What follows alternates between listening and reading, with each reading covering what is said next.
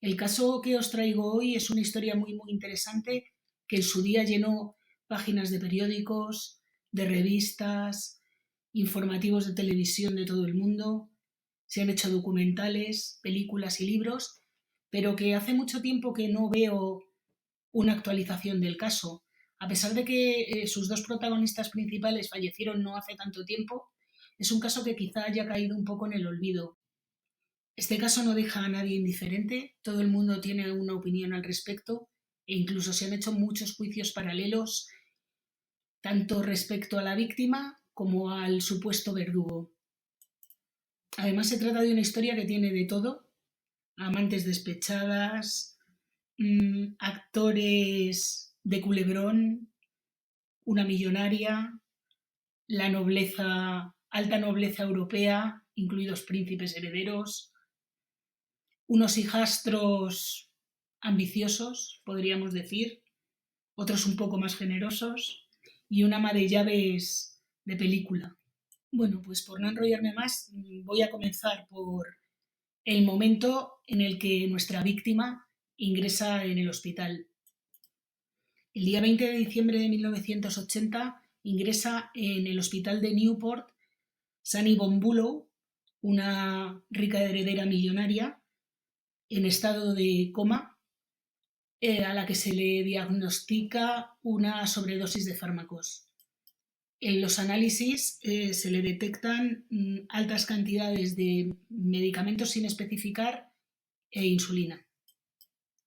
Mirando su historial médico se dan cuenta de que un año antes, justo en diciembre de 1979, Sunny Bonbulo había ingresado en ese mismo hospital aquejada de síntomas parecidos, es decir, altas dosis de medicamentos entre los que se encontraban barbitúricos y sedantes, Valium, aspirinas e insulina. Junto a ella se encontraba su marido, Klaus von Bülow, y al ser preguntado que qué había ocurrido, él cuenta que por la mañana había salido a pasear a los perros y cuando vuelve se encuentra a su mujer en el baño sin conocimiento y después de haber vomitado. Él mismo explica que la noche antes ella no se había encontrado muy bien y había decidido meterse en la cama después de tomarse algunos Valiums, sedantes y como 75 aspirinas. Cuando digo 75 aspirinas, digo literalmente 75 aspirinas. Pasadas unas horas de su ingreso en el hospital, los médicos se dan cuenta de que va a ser prácticamente imposible que Sunny salga del coma. Al contrario de lo que había ocurrido un año antes, cuando ingresó con síntomas parecidos y se recuperó enseguida, en menos de una semana estaba dada de alta. En esta ocasión parece ser que Sunny no iba a tener tanta suerte. Bien, pero ¿quién era Sunny Bonbulo? Sunny Bonbulo nació como Martha Sharp Crawford. Luego, después de casada, se le añadió el Bonbulo. Nació en Virginia, Estados Unidos, el 1 de septiembre de 1932. Era hija de George Crawford, un antiguo magnate del gas y la electricidad, y de una mujer llamada Anna Laurie Warmack, que era también heredera de una empresa internacional llamada Shoe, zapato. Marta nació en un vagón de tren que iba de Virginia a Nueva York, razón por la cual decidieron llamarla Chuchu o algo parecido. Pero realmente, como este apodo parecía un poco ridículo, al poco tiempo decidieron llamarla Sunny porque era una niña muy alegre, risueña, con el pelo muy rubio. Sunny significa soleado en inglés, supongo que será por eso. Cuando Sunny tenía 4 años, murió su padre y le dejó en herencia una fortuna de nada menos que 100 millones de dólares estadounidenses. Como toda niña bien de la época, se movía entre la clase alta y la nobleza europea y las fiestas estadounidenses. En una de ellas conoció a Su Alteza Serenísima el príncipe Alfred de Auersperg, que era hijo del príncipe Alois von Auersperg y de la condesa Henrietta Laris von Moemijk, aunque él realmente era monitor de tenis. Sunny quedó rápidamente prendada de este señor y decidieron contraer matrimonio en el año 1957. Un año después nació su primera hija, Anna Laurie, a la que todo el mundo conoció como Ala, y en 1959 Alexander George, que usa el apellido de su padre hasta el día de hoy. El matrimonio solo duró 8 años, aunque ellos acabaron en buenos términos. El príncipe heredero murió en 1992 después de un coma irreversible tras un accidente de coche. Poco tiempo después de su divorcio, Sunny conoció a Claus von Bülow, que era un antiguo noble danés venido a menos porque su familia había caído en desgracia tras la Segunda Guerra Mundial.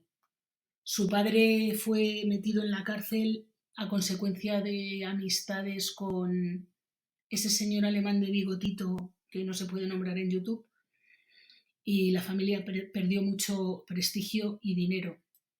Pero Claus von Bülow era un hombre muy atractivo, con una gran cultura, que sabía moverse entre las élites, que llegó incluso a ser asesor financiero del antiguo magnate petrolífero John Paul Getty, que este también tiene una historia que ya os contaré en su momento, bastante macabra. Un año después de su matrimonio, en 1966, que fue cuando se casaron, al año siguiente tuvieron una hija de nombre Cosima y apellido von Bülow. Después de la boda, la pareja se fue a vivir a Estados Unidos, a 2 viviendas con las que contaba Sunny. Una de ellas, un apartamento señorial en la Quinta Avenida de Nueva York, y una mansión en Newport que se llamaba Clarendon Court, que se encontraba junto al mar, en una zona muy exclusiva, en una calle llamada Bellevue, o una urbanización llamada Bellevue, que contaba con 20 habitaciones y unos jardines inmensos. Fue precisamente en esta mansión de Newport donde se encontraron a Sunny inconsciente. Era allí donde la familia solía pasar los periodos de vacaciones, y de hecho estaban todos allí para celebrar las Navidades. Como os podéis imaginar, después del incidente del hospital y de que Sunny quedara en coma, la prensa sensacionalista empezó a escribir páginas y páginas en las que se hacía un repaso de la vida de los dos protagonistas, en realidad del matrimonio y de los padres de Sunny. En estos reportajes quedó claro que el matrimonio llevaba roto mucho tiempo, prácticamente después del nacimiento de su hija Cosima, debido por un lado a los gustos un poco excéntricos, digamos, de Sunny, a la que no le gustaba salir de casa. Su afición principal, por lo visto, aparte de tomar medicamentos, era estar en casa en bata viendo la tele. Sin embargo, a su marido Klaus lo que más le gustaba era frecuentar las reuniones y las fiestas que había en Nueva York. Por tanto, muchas veces Sunny se encontraba en la mansión de Newport y Klaus vivía prácticamente todo el año en el apartamento de la Quinta Avenida de Nueva York. Pero quizá el romance más sonado de Klaus era el que mantenía en ese momento con una actriz de culebrones llamada Alexandra Ailes, que además de actriz era una aristócrata danesa, conocida del abuelo de Klaus, que fue quien presentó a Klaus y Alexandra, porque Klaus vio una foto de ella y quedó rápidamente prendado. Al parecer el romance duraba ya alrededor de 6 meses y, según cuentan, Alexandra le había dado un ultimátum a Klaus: o se divorciaba y se casaba con ella o ponía fin a su romance. Cuando los hijos de Sunny, Ale, la primera hija, y Alexander, los que tuvo en su primer matrimonio, se enteraron de esto, empezaron a pensar que quizá la muerte de su madre le hubiera venido muy bien a Klaus, ya que heredaría 14 millones de dólares. Así que contrataron a un investigador privado que indagara un poco sobre las circunstancias del coma de su madre, y persuadieron a Richard Q, antiguo fiscal del distrito, para investigar la posibilidad de que Klaus hubiera intentado asesinar a su madre. Después de presentar un montón de evidencias que había encontrado precisamente el detective privado, Klaus fue llevado a juicio acusado de 2 tentativas de asesinato. Una por la que había quedado en coma Sunny, y otra por la del año anterior, que los hijos consideraban como digamos, un ensayo de lo que ocurrió después. Este primer juicio fue un circo completamente al que acudieron cientos de personas que hacían cola en la puerta de los juzgados para poder asistir al juicio, y en la que declaró no solo el detective privado, sino también la asistente personal de Sunny, que se llamaba María Etzralhammer, jolín con los nombres de esta historia, que según ella misma aseguraba había encontrado una jeringuilla usada en un botiquín en el armario de Klaus. Esta jeringuilla fue analizada y por lo visto contenía restos de insulina.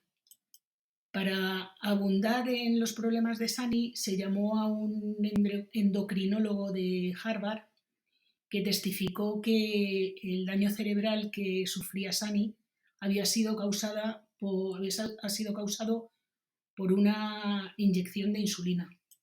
En su defensa, Klaus llevó a una entrenadora personal que trabajaba con Sunny y que contó que Sunny le había contado a ella, la entrenadora personal, que para mantener el peso a raya lo que hacía era, antes de una comilona, inyectarse insulina. Por supuesto, sin prescripción médica y sin ningún tipo de control. La defensa de Klaus von Bülow, aunque sí que contrató a un reconocido abogado, no era, digamos, todo lo buena que se podía haber esperado del dinero con el que contaba Klaus para su defensa. Ya sabemos todos que la justicia en Estados Unidos funciona a golpe de talonario, y en este caso no se debió gastar tanto dinero como se supone que se debería haber gastado, puesto que le declararon culpable y le condenaron a 30 años de cárcel. Pero claro, Klaus no podía dejar las cosas así que se decidió a contratar a un abogado, un experto en leyes de la Universidad de Harvard, que le costó una pasta y que además fue acompañado por un montón de expertos de otras universidades de prestigio del país, además de estudiantes de la propia Escuela de Derecho de Harvard. Además, como asesor de comunicación, ya que el caso se había hecho tan mediático, se contrató a una figura televisiva llamado Jim Cramer, que era el encargado, además de Klaus, de dar las ruedas de prensa y todas las conferencias y reuniones con los medios que Klaus dio durante la apelación que fue admitida a trámite y el segundo juicio. En este segundo juicio se trataron de desmontar todos los testimonios que se dieron durante la primera vista y trataron de acreditar dos cosas fundamentalmente. Una, que había sido la propia Sunny la que era adicta a los medicamentos y el alcohol la que se había provocado el coma. No se sabe si de manera deliberada o accidentalmente. Entre los testigos de la defensa figuraban personalidades como Truman Capote, la mujer de Johnny Carson y un montón de amigos de la alta sociedad de Sony, que testificaron que Sunny iba siempre hasta arriba de medicamentos y de alcohol.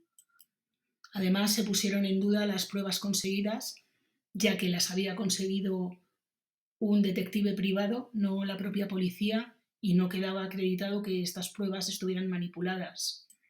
Y además de acabar con los testimonios de los testigos del primer juicio, el abogado Alan Dershowitz, o algo así, presentó un montón de expertos, como digo, de universidades muy prestigiosas, como Yale o la Universidad de Nueva York, en las que aseguraba que el coma de Sony no se había producido por una inyección de insulina, sino por el consumo continuado de drogas y alcohol y por una serie de problemas crónicos de salud. Por si fuera poco, demostraron que la jeringuilla manchada con insulina estaba manchada por fuera, pero que la jeringuilla en sí no contenía restos de insulina, es decir, que la jeringuilla se había inyectado en el bote de insulina y de él se había extraído la citada insulina, pero nunca se había inyectado en el cuerpo de nadie, puesto que los restos de insulina estaban por fuera de la jeringuilla, y si se hubiera inyectado, esta jeringuilla por fuera estaría limpia, o por lo menos contendría algo de sangre, pero nunca insulina. Y por si todo esto fuera poco, descubrieron que 3 semanas antes de entrar en coma, Sunny había acudido al hospital de Newport con una sobredosis de aspirinas. En esta ocasión no fueron 75, sino 73. Y en este caso era absolutamente imposible que nadie le hubiera suministrado las aspirinas más que ella misma. Así que, con todas estas pruebas, el jurado estuvo deliberando unos cuantos días y al final llegaron a la conclusión de que Klaus von Bülow era inocente. Se me ha olvidado contar un dato muy importante, y es que en el primer juicio uno de los testigos clave de la acusación fue precisamente la amante de Klaus von Bülow, Alexandra Iles, que dijo, entre otras cosas, que no estaba segura de que Klaus fuera completamente inocente. Evidentemente, después de esto rompieron y ya en el segundo juicio no testificó ni para la defensa, ni para la acusación, ni para nadie. Eso sí, su hija Cosima, la que tuvo con Sunny, siempre permaneció a su lado y, en contra del criterio de sus hermanos, acudió a los juicios y apoyó a su padre de manera muy, muy fiel, e incluso acudía a las ruedas de prensa, se sentaba junto a él y siempre le defendió. Tras la sentencia, los medios estaban completamente divididos, aunque la mayoría creían que había sido un juicio injusto y que Klaus era culpable. Sin embargo, el público que asistió a la sala estaba completamente entregado a Klaus y hubo un gran aplauso cuando le comunicaron la sentencia de absolución. Como consecuencia de este apoyo incondicional a su padre, Cosima fue desheredada por parte de la abuela y debió renunciar en un principio a los 30 millones de euros que le correspondían de herencia. Solo 10 días después de que Klaus fuera absuelto, sus hijastros presentaron una demanda de 56 millones de dólares contra él, acusándole de haber provocado el coma irreversible de su madre. 2 años después, esta demanda, que estaba a punto de entrar a trámite, se desestimó porque Klaus decidió divorciarse y abandonar toda reclamación de su herencia y marcharse del país. Como contrapartida, su hija Cosima sería readmitida de nuevo en la última voluntad de su abuela y recibió 30 millones de dólares, que era el tercio de la herencia legítima que le correspondía. Después de los juicios, los hijos del primer matrimonio de Sunny decidieron crear una fundación que se llamó Centro Nacional de Defensa de las Víctimas Sunny von Bülow, cuya sede estaba en Fort Worth, Texas, y luego se trasladó a Washington y cambió de nombre, y crearon también un centro para la investigación del coma y el trauma craneal. Es decir, invirtieron parte del dinero de la herencia en una fundación. La parte más triste de la historia es que Sunny continuó 28 años en coma, siendo visitada regularmente por sus hijos, al menos durante los primeros 15 años. Estaba ingresada en el Mary Manning Walsh Nursing Home de Nueva York, donde la cuidaban pues acorde con el dinero que tenía. Es decir, muy, muy, muy bien. Mejor que en un hotel de 5 estrellas. Pero a pesar de todo, Sunny nunca salió del coma. Murió el 6 de diciembre de 2008 en la residencia donde se encontraba, y casualidades del destino ofrecieron una misa en su honor en la misma iglesia donde se casaron los Bülow. Cuentan las malas lenguas que Klaus sacó la idea del envenenamiento, entre comillas, por insulina durante su estancia en Londres. Precisamente en aquellos años se produjo en Inglaterra el primer condenado por haber matado a su mujer con una inyección de insulina. Se trataba de un médico que le inyectó a su mujer, que era enfermera, una dosis mortal de insulina, y esto quedó demostrado en el juicio. Fue un juicio muy mediático que tuvo expertos por ambas partes, la acusación y la defensa, y finalmente el médico fue condenado. Precisamente en su calidad de abogado, Klaus tuvo acceso a un montón de documentos de este caso, y cuentan que fue precisamente en el que se inspiró para inyectarle insulina a Sunny, aunque esto, claro, no ha quedado nunca demostrado. Por otra parte, Klaus renunció con el divorcio, renunció a una posible herencia de 14 millones de dólares que le hubieran correspondido en caso de fallecimiento de Sunny. En fin, que todas estas cosas, todas estas circunstancias han dividido a la opinión pública durante mucho tiempo, es decir, durante 50 años, y es imposible que nadie se ponga nunca de acuerdo. Unos creen que Klaus fue una víctima y otros creen que la víctima fue Sunny.